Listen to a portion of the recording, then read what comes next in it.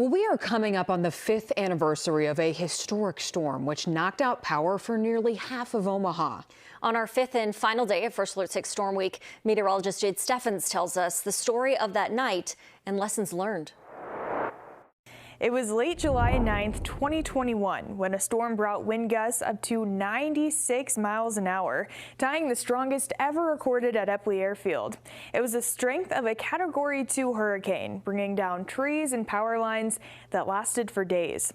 This windstorm created the biggest outage for OPPD at the time, leaving 188,000 homes and businesses without power.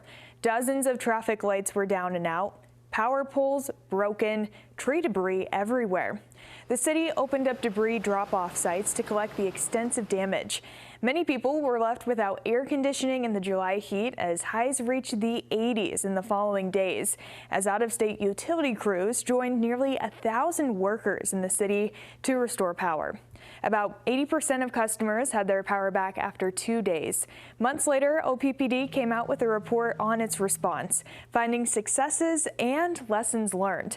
Among the lessons, improve how power is distributed through its underground and overhead sources, improve customer engagement, and the possibility of putting overhead lines underground, though that is a challenge.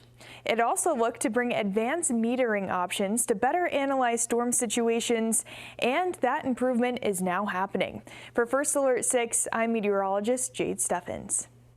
All right, thanks, Jade. That does mark the end of our special Storm Week coverage on air.